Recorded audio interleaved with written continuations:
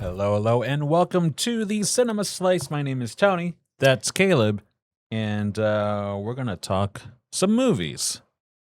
How, how have you been? It's been a minute since you've been on the show. It has been a minute. I'm doing good. I've watched a lot of movies, so I like to say I'm fully prepared for today, but we shall see. Yeah, 2026.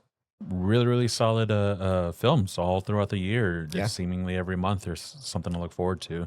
If anything, I think now it's starting to slow down after Spider-Man, right? Yeah. I feel like Uh, Spider-Man was probably next to the Odyssey were the two biggest releases for this year. Yeah, for sure. And then obviously big surprises like Obsession and Yeah. Backrooms and um we had Spielberg and I mean we're even having a big Marvel film at at the end of the year along with Hmm. Dune, right? Yep.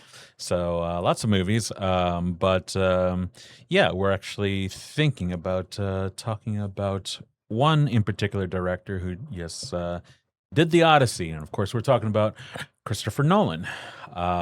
So, are you familiar with Christopher Nolan's work? Have you seen a lot of his films? Yeah, I love Christopher Nolan as a director. I have seen everything besides Dunkirk. Okay, And I think he made like one of his student films. I don't remember the name of it, but I haven't seen that one either. okay. Yeah, the same. I was first introduced to him through Memento Mm. when that came out, and absolutely loved that film. Just thought it was so creative and just an interesting way of telling a story. And I was like, all right, I got to see more of this guy's work. And saw that he did a movie called The Following, Hmm. which was his pretty much a student film Yeah. that he did. Um, for $6,000, Whoa. and made a really really interesting film. You could really tell from that movie of just what's to come, Yeah. because he definitely has a style, and yeah, you kind of see like, okay, well, you know what it looks like, with a person of his talent and ability, with the $6,000 budget, what can you do with 250 million? Right. And hence where now we had the Odyssey. So maybe we start off with what did you think of the Odyssey? Yeah. Following up to the Odyssey, their big marketing push that this is the first film to be shot entirely on the IMAX camera. Hmm. So I wanted to pay my respects and make sure I watched it in its true format. So me and my friends drove out to the Branson IMAX to fully take in the spectacle that is this film. And I don't want to throw shade on our IMAX here at the AMC, but we call it a IMAX. It's not true scale.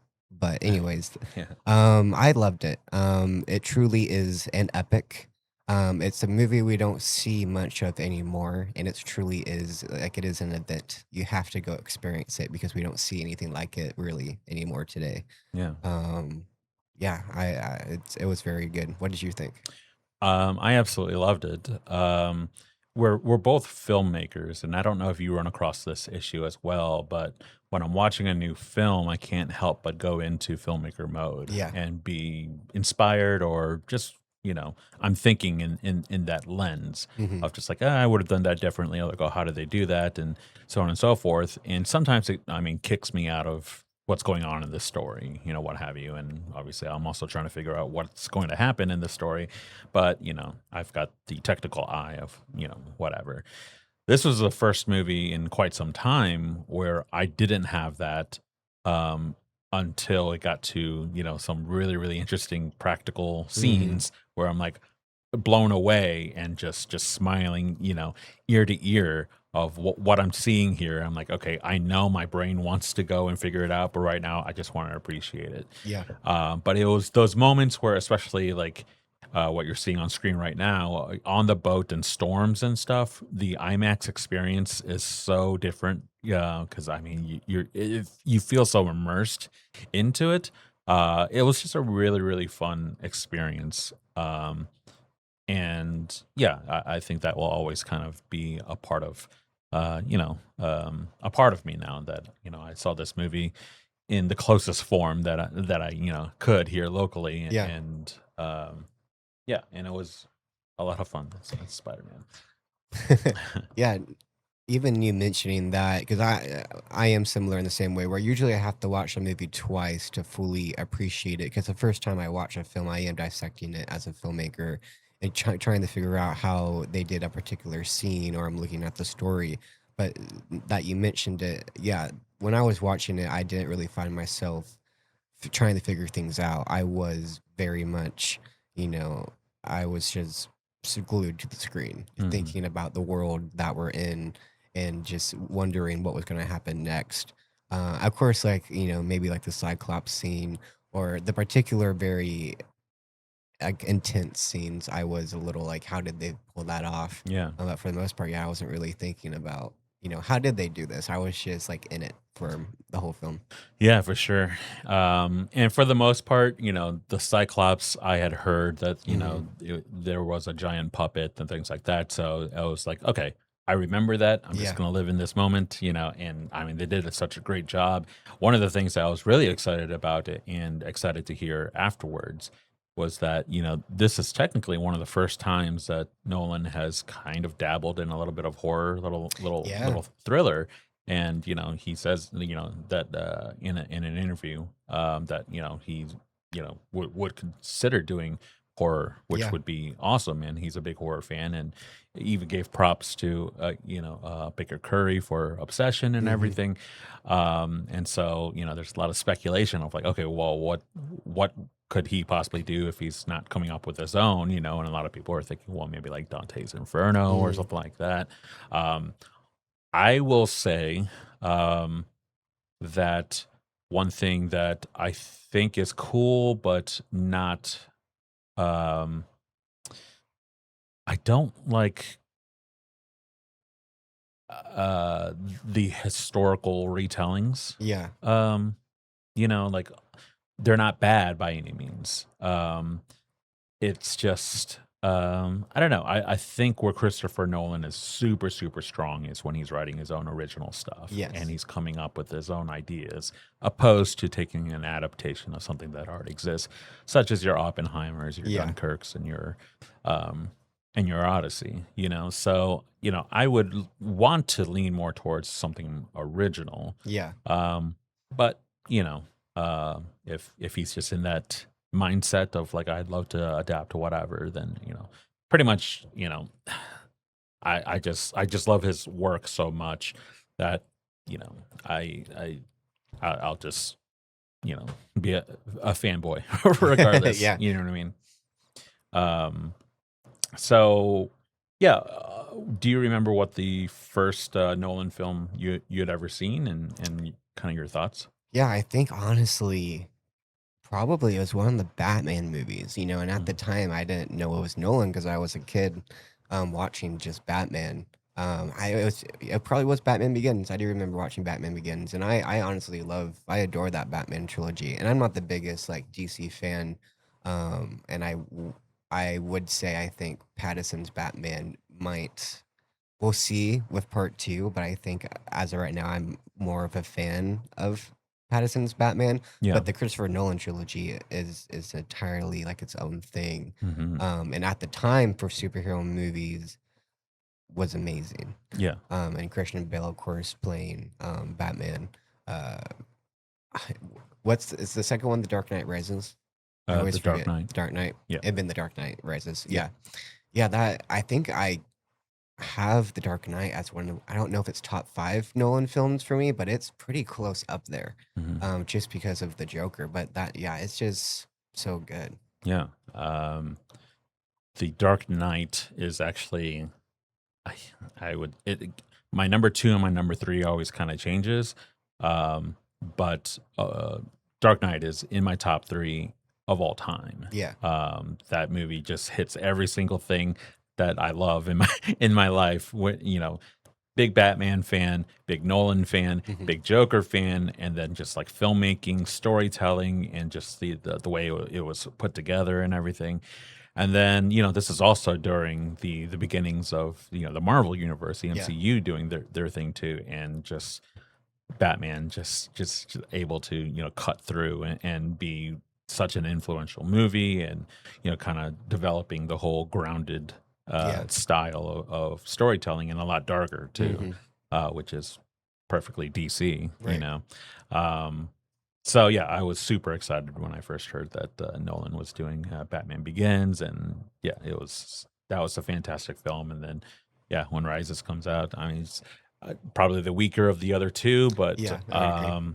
but still like a really really solid movie and great performances. And anytime I see a clip on it, you know, and on YouTube, it kind of brings me back. Like I should rewatch that. That was a really good one Yeah. for sure. Okay, well, let's take a short little break, and when we come back, we'll continue our conversation about Christopher Nolan. We'll be right back.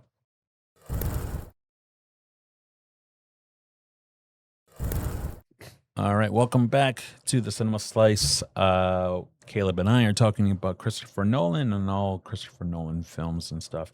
Um, so yeah, a brief little history about the guy. You know, he was born in London, July 30th. Oh, it was yesterday. It was his birthday. Oh wow. Oh yeah. Uh, it was his birthday in 1970. He is a British American, I believe, born in London. His brother Jonathan Nolan, who an amazing writer and has done a lot of really, really awesome work, I think was actually born in America. And when you see interviews with them, Jonathan has uh, an American accent, and then Christopher has the British one.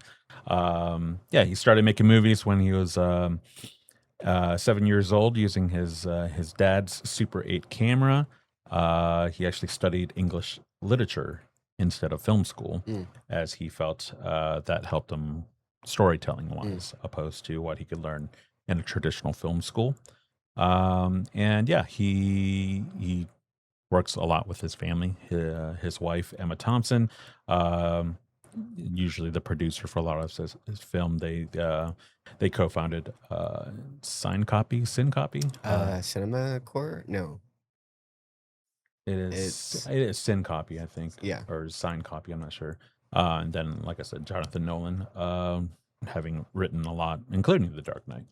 Um, so yeah, his first film being The Following. Hmm. Um, and after that was Memento. Man, Memento was really what, like I said, like just got me onto this guy's really good, Yeah. and just never seeing a film like that. Like I think at the time, the closest thing would be like Pulp Fiction, Mm, you know, where there's time going back and forth and what have you. But I've never seen not just a storyline that kind of deals with memory and hmm. trying to remember what just happened or whatever your character is going through it, but you as a viewer watching the whole thing backwards as well, you're just like, oh yeah, like it just keeps leading back Yeah. and it keeps reminding you, and it's so cool and just as good. I don't know if you've ever seen it in reverse or in the regular order, but yeah, it still fits and it's still a surprise Yeah. in terms of the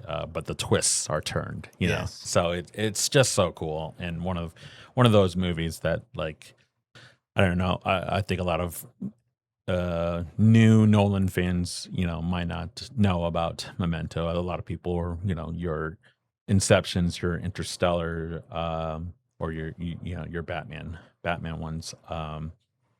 And yeah, his earlier work just as good.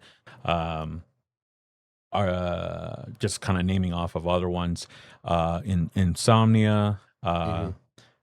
Batman Begins, The Prestige, Mm, I love that one. yeah, Inception, Interstellar. He did the Quay brothers. Now that's one I recall him doing, but I think he just has a light part in it. I Okay. don't think it's a full. And I'll double check that. But he also did Dunkirk, Tenet, Oppenheimer, Yeah. and then now the Odyssey. Um, Now, you being a big Spielberg fan, Hmm. what would you say are like major differences? Is it just style? Is there something that you think Nolan does well or doesn't do as well, or do you see any kind of trends that he kind of does that you like or dislike? Yeah, this is something I was actually thinking about after I watched the Odyssey because I was comparing it to Disclosure Day. Spielberg is huge on doing a lot of oneers. Hmm. Spielberg is very talented at moving the camera, and he very rarely cuts. Where I noticed, and a particular scenes, well, a few scenes in the Odyssey where Nolan doesn't really do a lot of fancy camera work. It's a lot of traditional stuff, Yeah. your mediums, your wides, and just cutting in between. And he likes to cut a lot. And I do think that is a restraint to the IMAX cameras because I think I read a Mm. review that the IMAX camera can only record up to 3 minutes of footage at a time. So obviously he's restricted to that. But particularly just talking about the Odyssey, I noticed the editing was wildly different. Yeah. Um, and I mean, story wise, I feel like both Spielberg and Nolan like to tell these grand epic stories. I feel like Spielberg stuff is a lot more, fantasy like, or a lot more like whimsy, kind of like Spielberg captures that childhood wonder, Mm. where I feel like Nolan were kind of taken on these grand adventures, but they feel like more adult-ish, I guess. Like I feel Yeah. like, um, but storytelling, they both are very able to get their emotions across. Mhm. But really, I think the biggest thing I noticed was just their how they move the camera, Mm. and how they edit their films. Gotcha. Yeah, I mean, totally makes sense as Nolan definitely has a storytelling style where time is like a huge part of what he likes to play with a Hmm. lot. And as you go and think about each movie, whether it's multiple timelines going at the same time, or watching a movie backwards like Memento, or even with the Odyssey, Hmm. you're seeing multiple people telling the story, and you're seeing the different timelines, and it's Yeah. still playing with that as as an edit, and then it all kind of comes together at the end. Hmm. Um, but yeah, I mean, I suppose at the same time, um, you know, he one could criticize that a lot of his characters, especially his main characters, kind of have a similar trait, Yeah. and um, it's almost like you're writing the same character stereotype for Hmm. each of like his movies. So, for example, like it's always a obsessed male who is trying to do whatever he's obsessed about, Hmm. and it generally involves a distant or dead mother or wife, Yeah. uh and they're always on like this journey Yeah. to like go and find stuff, and then having that, seemingly a lot of his movies are always kind of that.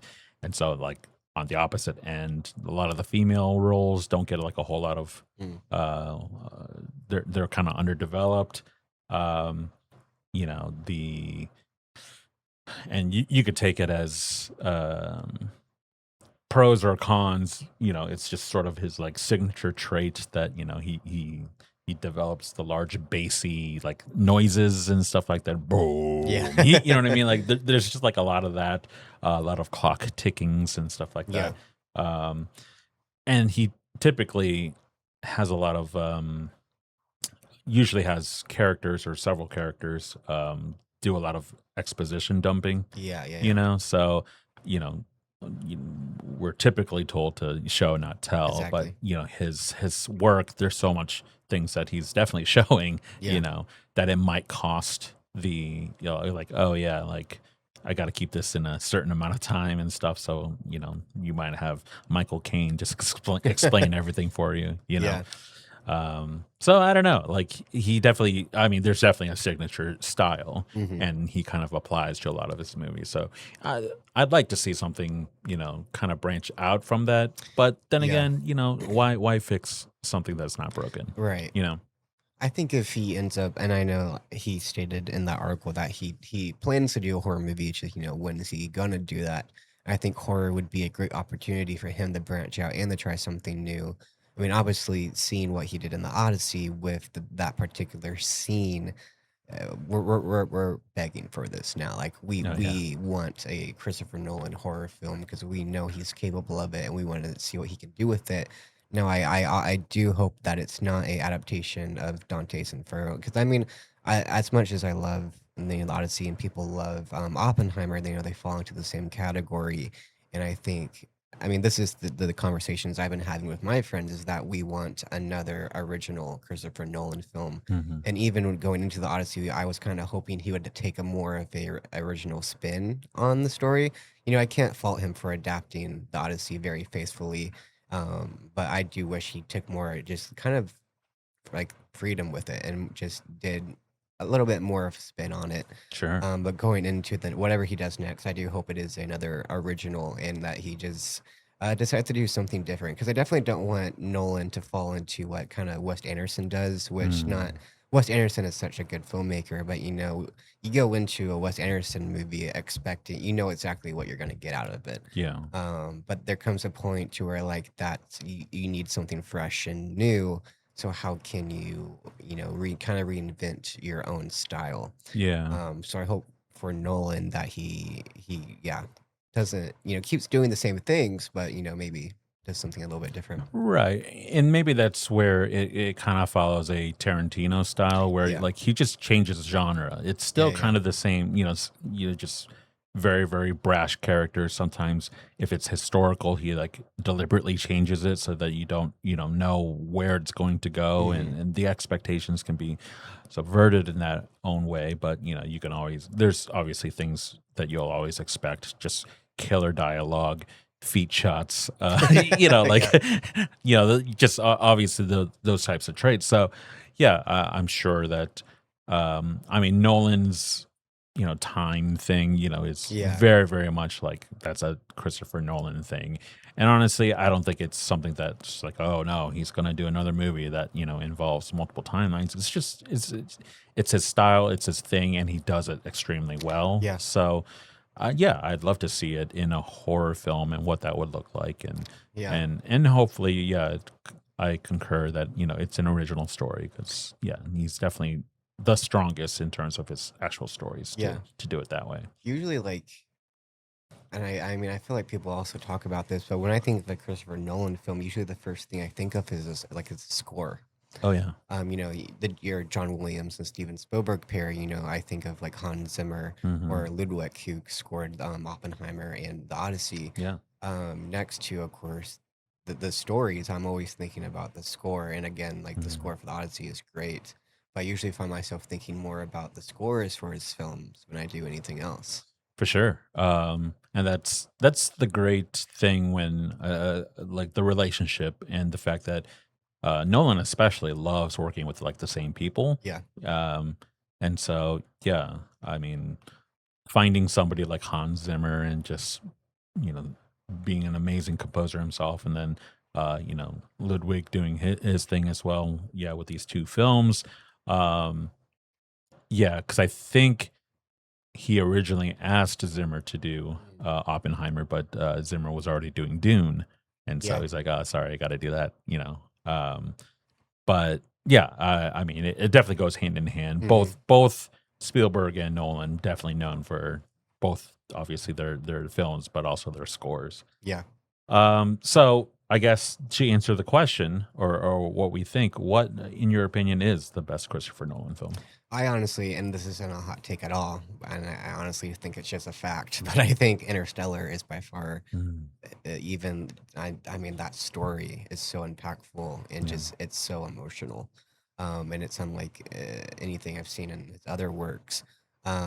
It's just I literally like watched that for the first time and watched it like two other times that week. Like I watched it with my friends and it just ended up like that film was back in IMAX for its 10th anniversary. So I went and rewatched it Yeah. at the IMAX, and watching it on the IMAX really like settled it for me. Yeah. Um and just Matthew McConaughey's performance and Yeah. yeah, I totally get it.